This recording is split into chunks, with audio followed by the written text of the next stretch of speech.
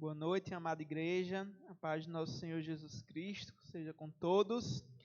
Que alegria. Domingo passado estava em Monte Alegre e pude notar que aos poucos, a igreja, o povo de Deus está enfrentando os medos, enfrentando o vírus. Estava conversando até com o Flávio a semana passada, A gente está em um momento que o pessoal já está meio cansado, de estar preso, durante muito tempo isolado, mas que bom que a gente está voltando, a casa do Senhor está voltando a ficar cheia, como a gente almeja, como a gente gosta de ver, como a gente ama, e que bom que aqui não está diferente, Nessa noite nós temos aí os irmãos que vieram para ouvir da palavra do Senhor, e por isso eu peço que os irmãos abram a Bíblia na carta de Paulo aos Romanos, no capítulo 8, Nós já cantamos aqui há pouco sobre o amor de Deus, e agora nós vamos ouvir o que Paulo nos fala também acerca desse amor, lá em Romanos 8, versos 31 a 39.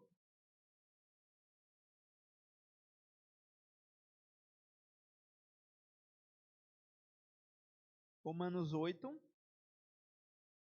versos 31 a 39, um texto bastante conhecido, texto muito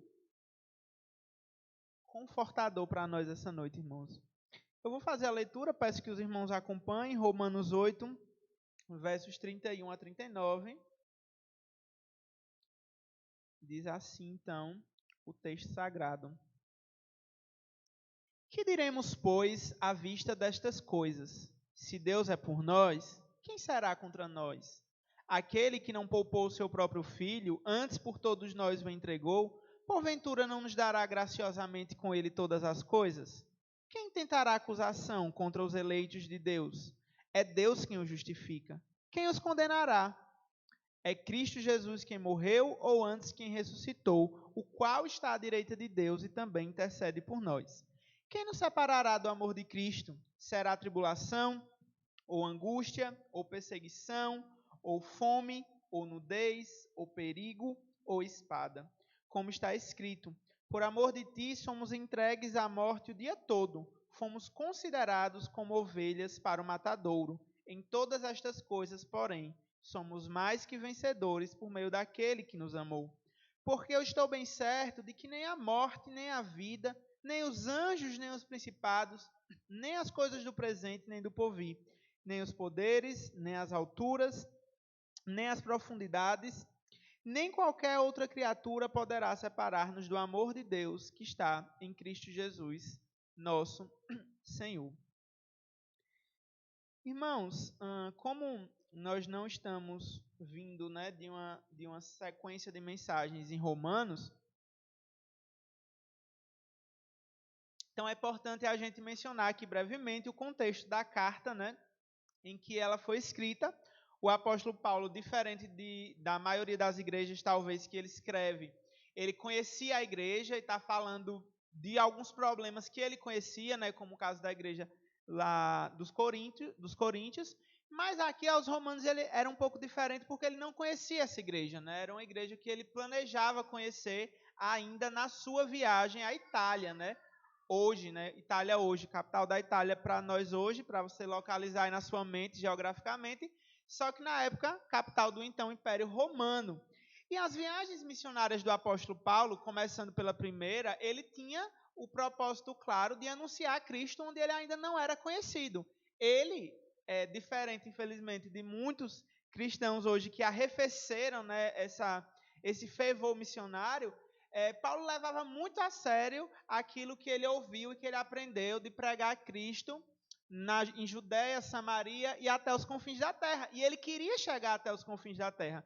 Então, quase todas as Bíblias, a maioria delas, lá no final tem um mapa que mostra as viagens missionárias do apóstolo Paulo. Depois, em casa, com o tempo, se você tiver oportunidade e quiser dar uma olhada, você vai perceber que a cada viagem que o apóstolo Paulo dava, o círculo ali dos lugares onde ele visitava ia aumentando, Então, a primeira era menor, o segundo foi maior, o terceiro foi maior, e Paulo planejava uma quarta viagem. Nós não temos certeza se ela aconteceu ou não, porque Atos conta apenas de 3 viagens, mas pode ser que ela tenha acontecido Pode ser que não sabemos ao certo, né? Porque o final da vida do apóstolo Paulo, ele não é narrado nas Escrituras, né? A gente não sabe exatamente o que aconteceu pela Bíblia, né? Apenas pela tradição cristã que vai dizer que ele morreu, foi executado em Roma mesmo, onde ele tanto queria chegar. E por não conhecer a igreja, então, e por querer que Roma fosse, então, uma base missionária de Paulo em um extremo do mundo, né? Pelo menos do mundo conhecido na época, né? Na Europa, né? Se você também fazer um esforcinho aí para lembrar das aulas de geografia e tentar lembrar do mapa da Europa, você vai ver que o canto mesmo é Portugal e Espanha, né? De onde saíram os principais nomes das grandes navegações, só que a Itália está bem pertinho ali também, e é onde Paulo queria estabelecer uma base missionária, como ele tinha lá em Antioquia, por exemplo, na Ásia Menor. E Paulo queria, então, uma base missionária ali, e a igreja de Roma era uma igreja interessante que Paulo, então, ele escreve em prol, talvez, de uma parceria missionária para acontecer ali.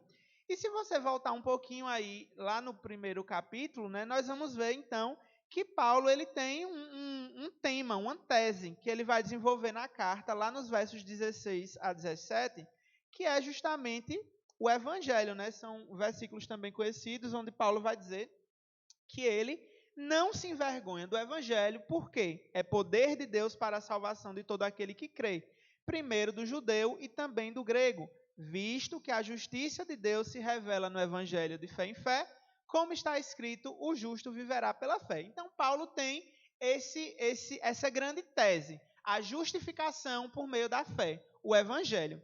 E é interessante porque a palavra evangelho ela era muito conhecida dos romanos. Os imperadores eles usavam muito essa palavra a fim de anunciar exatamente aquilo que a gente sabe que ela significa. Boas novas, boas notícias. Então, quando o imperador ele tinha alguma coisa para avisar, ele então era o evangelho, né? Era o evangelho ali que ele anunciava aquela boa notícia.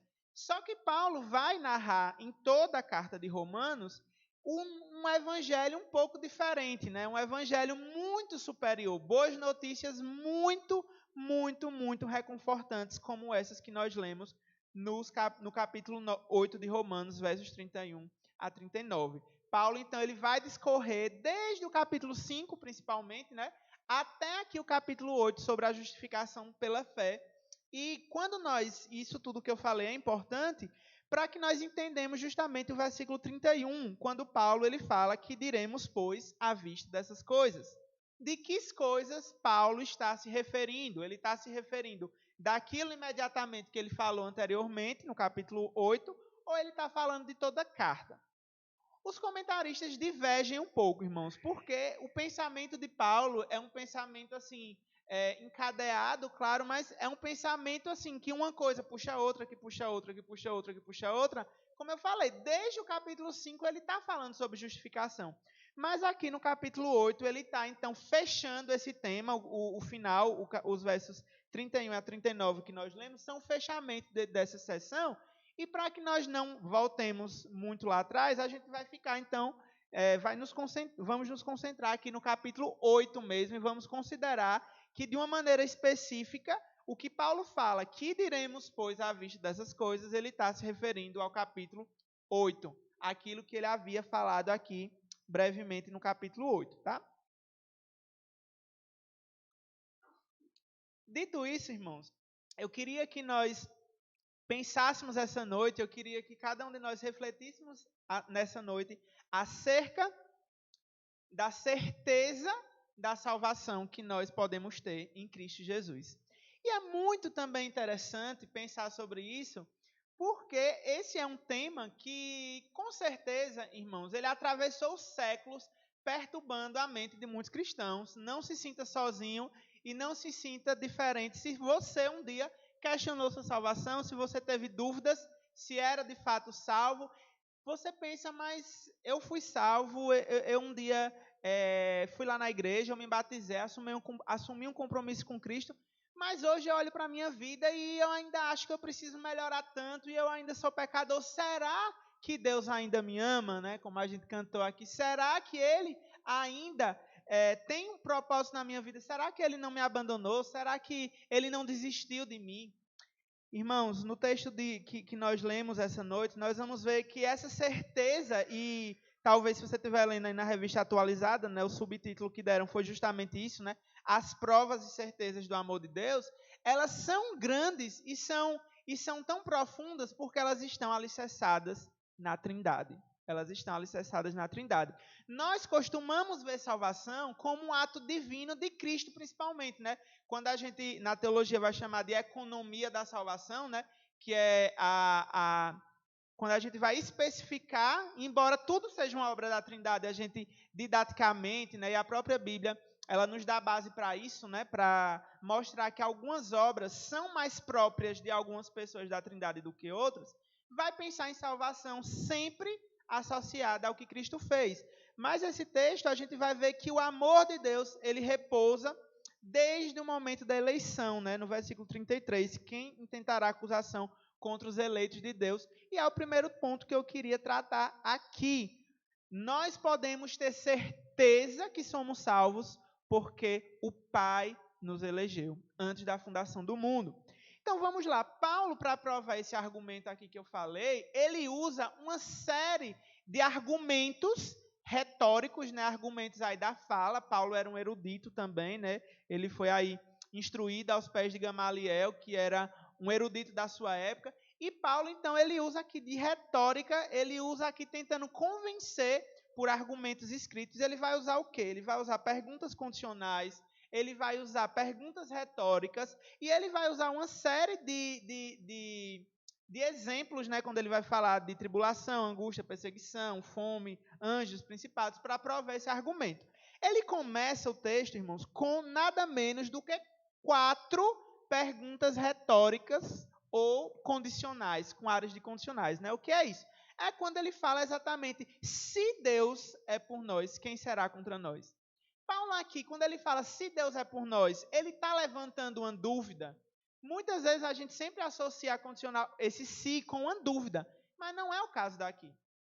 Paulo está dizendo, se Deus é por nós, nada pode ser contra nós. Inclusive, se alguém aqui tiver com a versão NVI ou NTLH, pode conferir isso, né? Nessas versões, o tradutor quis mostrar e deixar claro que era uma pergunta retórica. Então, toda vez que ele faz essa pergunta, né, nessas versões, ou nas duas ou em uma das duas, agora eu não lembro, o autor lá vai responder nada, ninguém, né? Embora isso não esteja no texto propriamente dito, o tradutor preferiu colocar para a gente ter certeza que era uma pergunta retórica que nós tínhamos ali.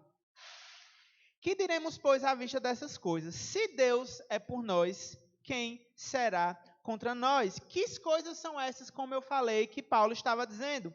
Se você puder acompanhar comigo bem de forma panorâmica aqui, desde o capítulo 8, o verso 9, nós vamos ver que Paulo tem certeza que Deus é por nós. Por quê? Verso 9, porque o Espírito Santo habita em vós. Verso 11, mais uma vez, se habita em vós o Espírito daquele que ressuscitou a Jesus dentre os mortos. Verso 14, porque são guiados pelo Espírito de Deus. Verso 23, porque nós temos as primícias do Espírito. Verso 26, porque o Espírito nos assiste em nossa fraqueza. E verso 29, porque nos predestinou para sermos conforme a imagem do seu Filho, a fim de que ele seja o primogênito entre muitos irmãos. Por tudo isso que Paulo está falando no capítulo 8, é que ele fala que ele sabe, ele tem certeza que Deus é por nós. E se Deus é por nós, quem pode ser contra nós, né? Um versículo que ele é muito usado por aí, né? Ele é muito visto. Mas isso, irmãos, ao contrário do que muitos podem pensar no primeiro momento, não significa que você não vai ter adversários, não significa que você não vai ter lutas contra adversários. Significa apenas que você vai prevalecer contra todos eles, e não que você não vai ter lutas. Até porque nós sabemos que nós temos 3 inimigos principais, né? Que é a nossa própria carne, o mundo e Satanás, os 3 principais inimigos que nós guerreamos e pelejamos. Mas se Deus é por nós, o que será? O mundo, a carne, Satanás, eles não podem prevalecer contra nós. É o ensinamento do versículo 31. E ele continua, então, com a segunda pergunta retórica, né? Com o segundo argumento, com a segunda condicional. É fácil a gente ver as condicionais quando elas têm esse se na frente, né? Mas, na língua em que a Bíblia foi escrita, existem condicionais que elas estão implícitas, né? Que elas funcionam sem o se, como é o caso também do versículo 32. Aquele que não poupou seu próprio filho, antes por todos nós o entregou, porventura não nos dará graciosamente com ele todas as coisas? Aqui faz ecoar, né, outro versículo muito famoso que nós conhecemos, João 3,16. Porque Deus amou o mundo de tal maneira que deu o seu Filho unigênito. E aqui, irmãos, eu queria mencionar esse primeiro verbo, o verbo poupou, porque eu falei de manhã, né, e repetindo aqui à noite, tem alguns que estavam também de manhã, e eu até mencionei que não é porque às vezes a gente gosta de falar de grego, hebraico, não. É porque tem coisas que são tão próprias dessa língua que a gente não tem na nossa, que a gente sente a necessidade de explicar para os irmãos para uma melhor compreensão do texto, né? Esse verbo, por exemplo, aqui, poupou, ele está em uma voz que nós não temos no português. No português, ou a gente tem a voz ativa do verbo, quem pratica a ação, ou a voz passiva, quem sofre a ação. E o grego, então, ele tem uma terceira voz, que é a voz média do verbo, que é uma voz que indica ênfase, indica, assim, uma convicção naquilo que se está fazendo. E quando o apóstolo escreve que Deus ele não poupou seu próprio filho, ele está dizendo que Deus ele não teve dúvidas nenhuma, em todos os momentos ali, no conselho eterno da redenção, ali no plano que as pessoas da Trindade um dia fizeram na eternidade, né? Que não está nem no tempo, nem no espaço. Isso aconteceu muito antes de tudo. Deus, o Pai, Deus, o Filho, Deus, o Espírito Santo. E aqui, nesse caso, Deus, o Pai, decidiu que não pouparia o seu Filho. E que ele o entregaria por todos nós. Por todos nós quem?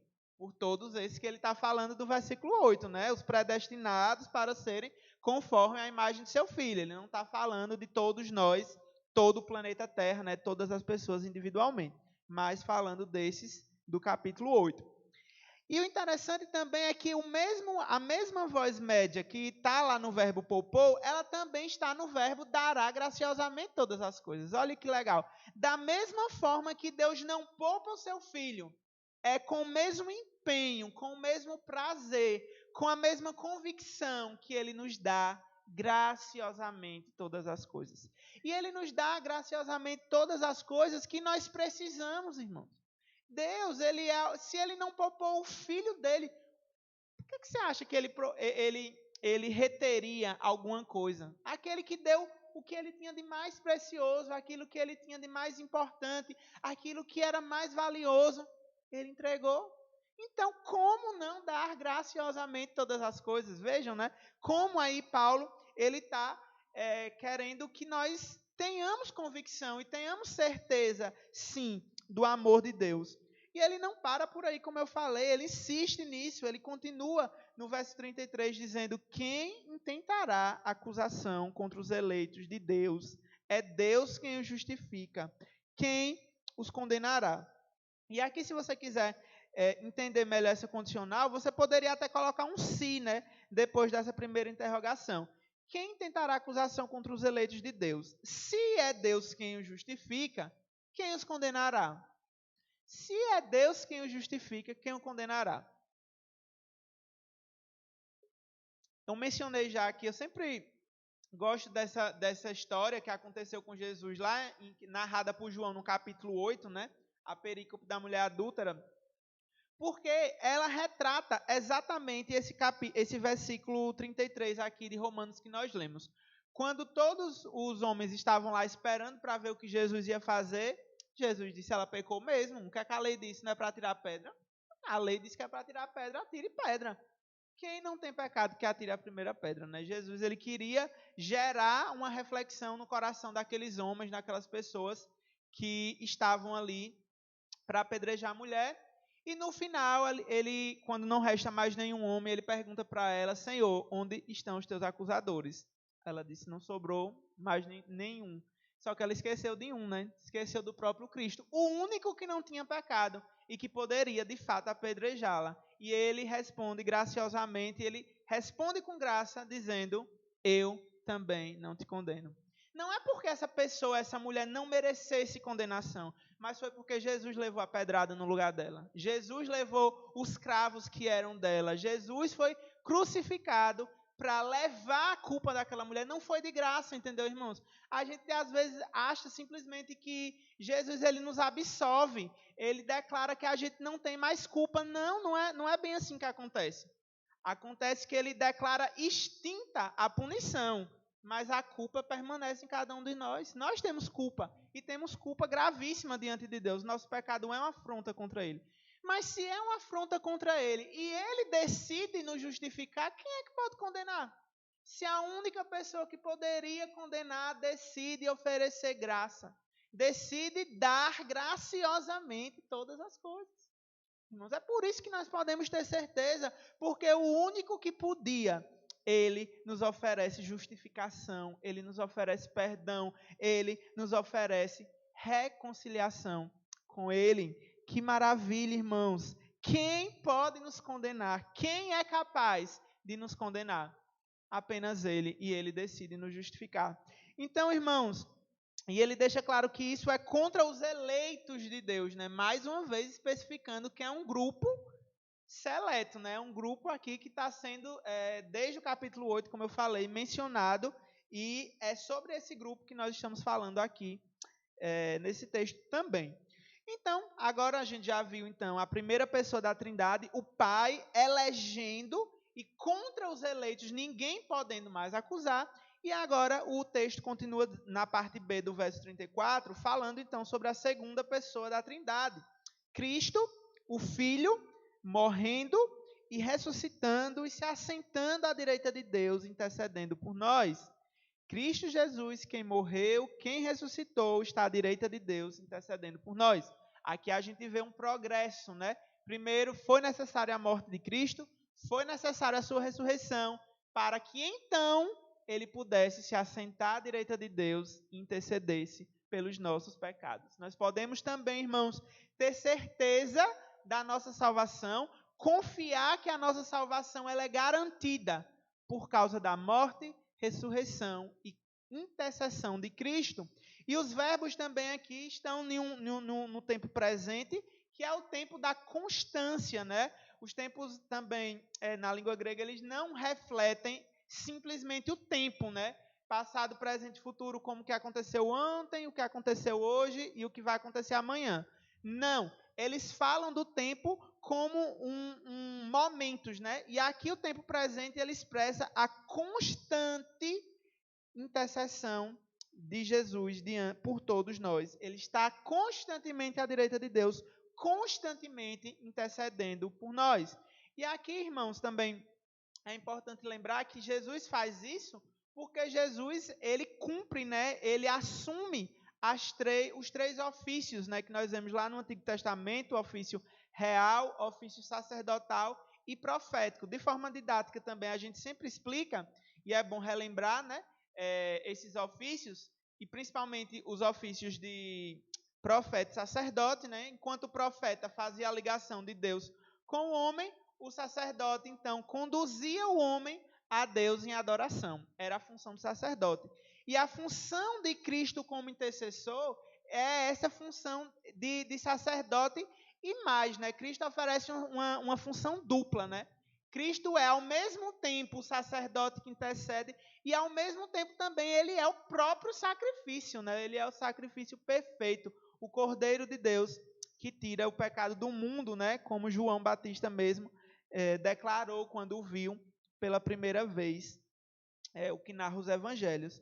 Irmãos, Cristo, ele morreu e isso era necessário, como eu falei, para que a nossa culpa fosse lançada na conta dele, porque, como eu falei, não dá simplesmente para apagar a nossa culpa, não dá simplesmente para esquecer, porque o pecado é a ofensa mais séria possível contra Deus, então não dá. Deus ele tem que vindicar o pecado, ele tem que punir o pecador, e ele faz isso na pessoa do seu filho. Então ele precisou morrer, mas ele ressuscitou. E a ressurreição de Cristo é aqui interessante também, porque olha, o verbo morreu está na voz ativa, ou seja, ele voluntariamente morreu. Mas o verbo quem ressuscitou, talvez nessa nossa versão da Ara, não fique claro que a voz aqui é a voz passiva. Ele simplesmente não ressuscitou por si, mas ele foi ressuscitado. Ele foi ressuscitado por Deus, colocando então o selo de aprovação em Cristo. Quando o Deus Pai ressuscita Jesus de dentro dos mortos, ele está colocando um selo de aprovação em Cristo e dizendo: esse é o meu filho amado. Aquilo que ele já havia falado várias vezes em vida, agora, após a morte, ele fala: esse meu filho, ele cumpriu ativa e passivamente todos os decretos, todos os mandamentos foram cumpridos por Cristo. A ressurreição de Cristo, então, irmãos, é a prova, é o selo de Deus de aprovação dado por Cristo. E tudo isso nos conduz, então, à sua obra intercessória, como eu já comentei. E aí ele chega no versículo 35, famoso versículo 35, e ele pergunta: quem poderá nos separar do amor de Cristo? Será tribulação, ou angústia, ou perseguição, ou fome, ou nudez, ou perigo, ou espada? E Paulo, ele não fala simplesmente de maneira teórica, né? Paulo, e isso é uma característica que ele tem com Jesus, né? Quando Jesus falava, as pessoas olhavam para ele e diziam bem assim: este fala como quem tem autoridade. O apóstolo Paulo também tem autoridade para falar isso daqui, irmãos. Se a gente for lá rapidinho em 2 Coríntios, né, algumas cartas em seguida, 2 Coríntios 11, nós vamos ver que essa mesma lista o próprio Paulo enfrentou, né? Aquele texto também conhecido, onde Paulo, a partir do versículo 23, ele vai falar sobre aquilo que ele enfrentou e que não foi capaz de separar o apóstolo do amor de Deus, né? Ele fala lá no versículo 23, em trabalhos muito mais em prisões, em açoites sem medidas, em perigos de morte muitas vezes, 5 vezes recebi dos judeus uma quarentena de açoites menos um, fui 3 vezes fustigado por varas, uma vez apedrejado, um naufrágio, 3 vezes, um naufrágio 3 vezes, uma noite e um dia passei na voragem do mar, em jornada muitas vezes, em perigos de rios, de salteadores, entre patrícios, entre gentios, na cidade, no deserto, no mar, entre falsos irmãos, em trabalhos em fadigas, em vigílias muitas vezes, fome, sede, jejum, frio, nudez. Além das coisas exteriores, pesa sobre mim diariamente a preocupação com todas as igrejas. Veja que Paulo está falando por experiência própria. Na vida dele, ele entende que nada pode separar ele do amor de Cristo Jesus. Nada. Irmãos, a gente muito provavelmente não passou nem por 10% talvez do que Paulo passou. Quem aqui já sofreu um naufrágio? Eu nunca nem consigo imaginar. E Paulo aqui 3 vezes um naufrágio, um dia todo na voragem do mar. Quando eu assisto algum filme, né, que tem alguma tempestade no mar, eu fico pensando, que coisa, né? E eu não consigo entender como Jonas dormiu. Eu acho que ele estava dopado, sinceramente. Ele deve ter tomado alguma coisa para ter conseguido dormir no meio de uma tempestade.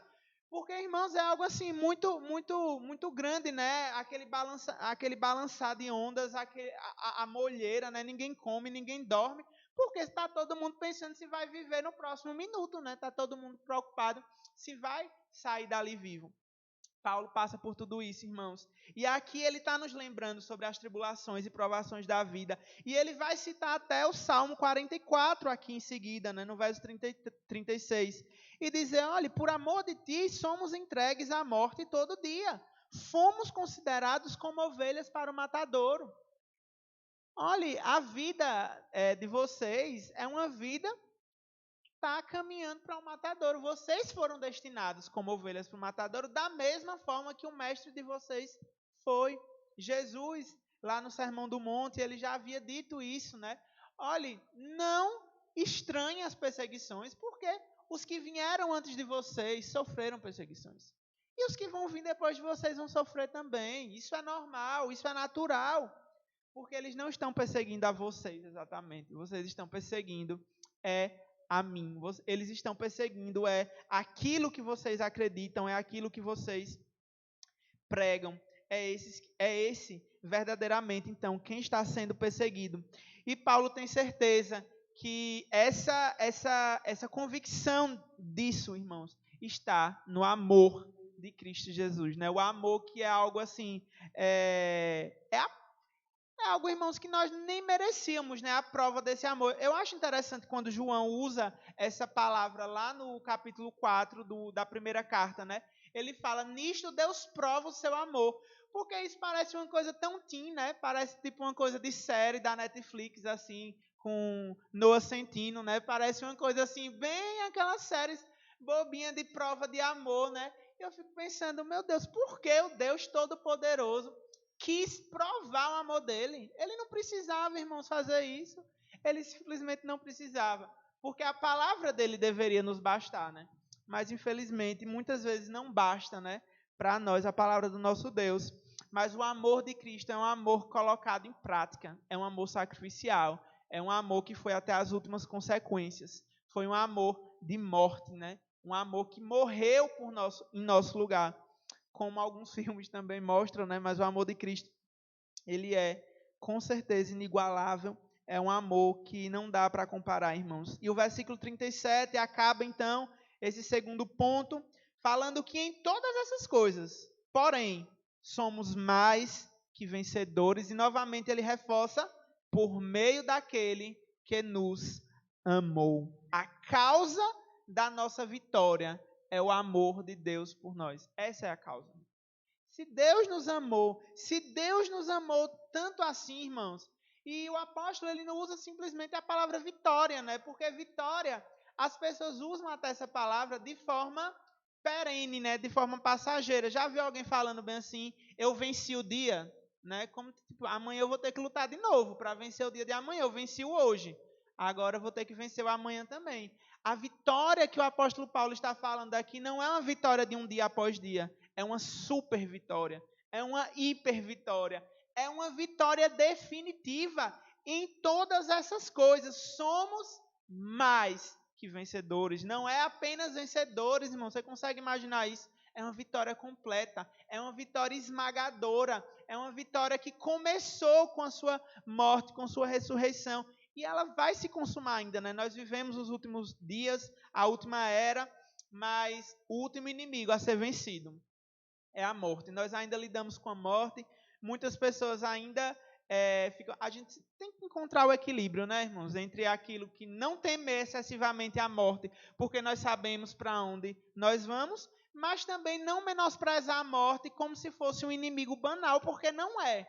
Cristo morreu, teve que morrer, e Cristo, ele ressuscita para que a morte seja vencida, né? Então é um inimigo, não é natural, né? A gente sempre ouve muito isso, que a morte é natural. A morte não é natural.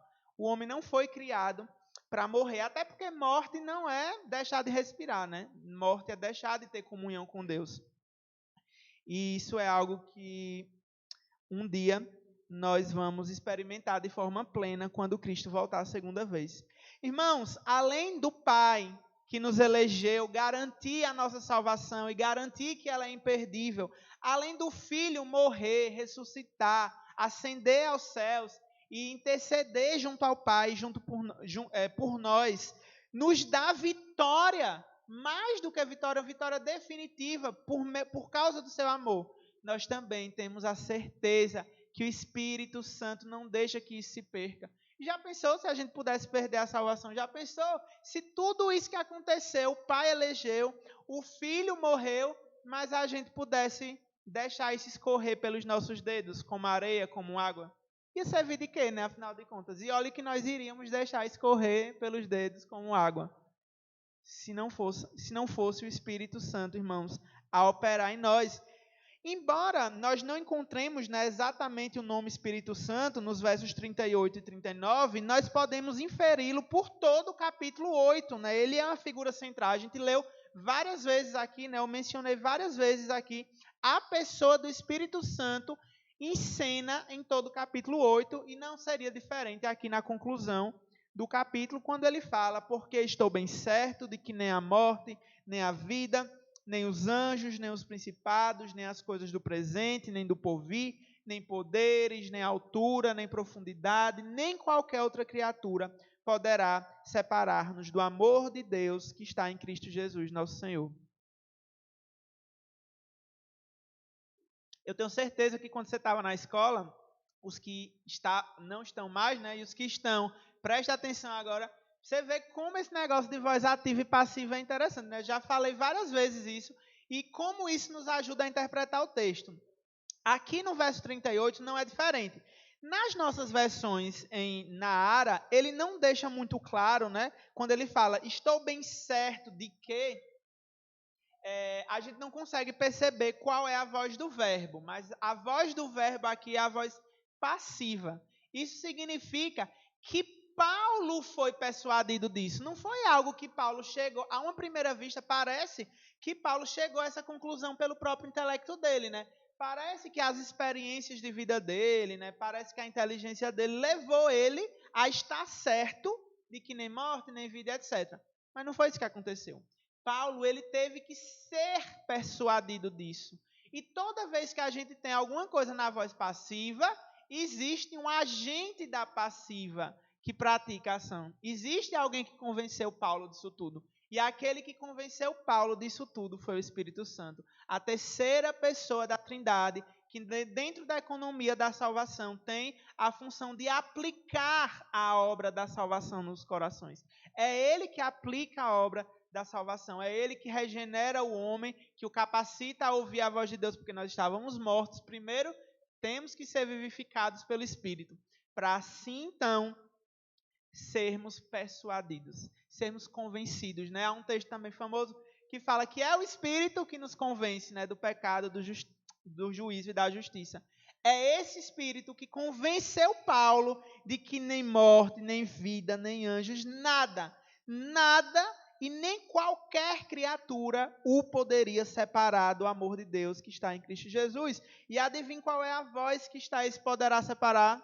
Novamente a voz média. Novamente nos dando certeza de que nada pode nos separar do amor de Deus que está em Cristo Jesus. Isso é obra do Espírito Santo, irmãos. É o Espírito Santo que garante isso. É o Espírito Santo que garante essa continuidade. É o Espírito Santo que garante que nós nunca mais vamos voltar para o estado em que nós estávamos antes de sermos vivificados. Essa é a função do Espírito Santo. E o Espírito Santo, irmãos, é aquele que, como o texto anterior falou, intercede por nós, nos assiste em nossas fraquezas e sobremaneira, né? Gente, é incrível isso, como o apóstolo aqui, ele está sendo enfático. E como em apenas 9 versículos, ele consegue argumentar de forma cíclica e consegue argumentar de maneiras diferentes, mas para dizer a mesma coisa. Nada pode nos separar do amor de Deus que está em Cristo Jesus. E é triste como muitas pessoas não conseguem entender isso, né? Ainda nos dias de hoje, por conta talvez aí da história, né, da igreja, e lá nos Países Baixos, lá no século XVI, né? Século XVI? Sim, século XVI. Os remonstrantes, século XVI, me ajudem aí, os historiadores. 17 vão então aí ressuscitar algumas doutrinas de outro herege lá do começo da igreja, né, Pelágio, e vão então pregar acerca da perdibilidade da salvação.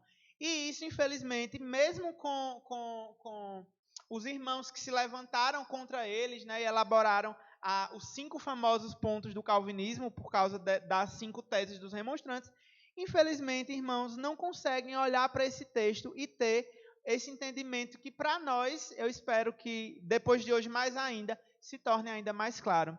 É a Trindade Santíssima, irmãos, que coopera em prol da nossa salvação. O Pai nos elegendo, o Filho cumprindo e efetuando a redenção, a expiação dos nossos pecados pelo seu sangue, e o Espírito Santo convencendo e aplicando a salvação no nosso coração. Eu sei, irmãos, que dúvidas, elas provavelmente vão vir depois desse sermão, daqui você vai esquecer, daqui a algum tempo, talvez você pode se questionar mais uma vez, mas será que eu posso ter certeza da minha salvação? Marque esse texto na sua Bíblia, né? O apóstolo João também, ele escreve, essas coisas vos escrevo para que saibais que tendes a vida eterna, né? Ele também é muito enfático nisso lá na primeira carta. Mas marque esse texto.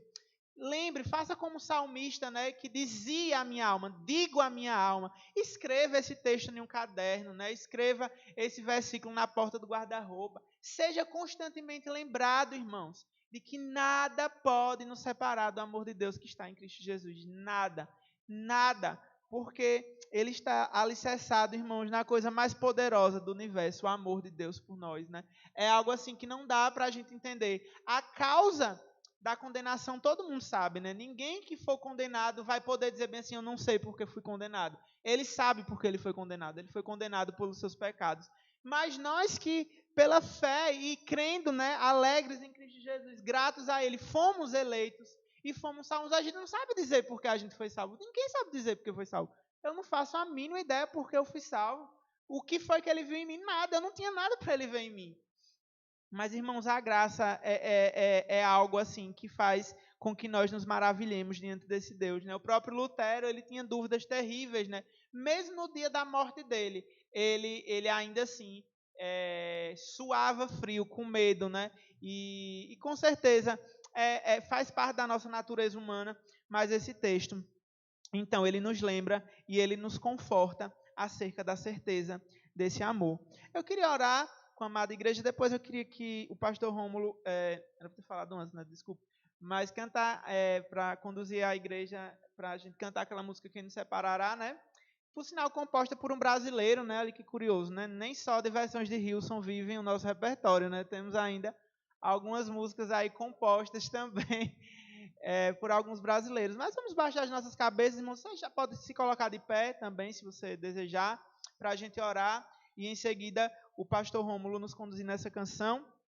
Amado Pai, Deus, como a Tua palavra, ela é algo maravilhoso, Senhor, porque ela nos mostra quem nós somos, Senhor. E ao mostrar quem nós somos, mostrar a nossa miséria, Deus, nós conseguimos entender, Deus, que não havia nada em nós, Senhor, nada que pudesse fazer, Deus, com que o Senhor olhasse, fazer com que nós merecêssemos coisa alguma, Deus. Porque tudo que nós merecíamos, Senhor, era a condenação. Pai, mas pela Tua graça, pela Tua misericórdia, o Senhor decidiu nos salvar. O Senhor decidiu nos eleger antes da fundação do mundo. O Seu Filho Jesus graciosamente morreu em nosso lugar. E o Espírito Santo testifica no meu e no coração da amada igreja que nós somos filhos. E porque nós somos filhos, nada pode nos separar, porque o Senhor Deus é um Pai perfeito, que não lança, não abre mão de nenhum filho. Oh Deus, muito obrigado, Senhor, porque o Senhor não abre mão de nós. Muito obrigado, Senhor, pelo Teu amor. Muito obrigado, Senhor, pela certeza que o Senhor nos permite ter de que somos salvos em Cristo Jesus. Nós te agradecemos, Jesus. Em nome de Jesus, Senhor. Amém.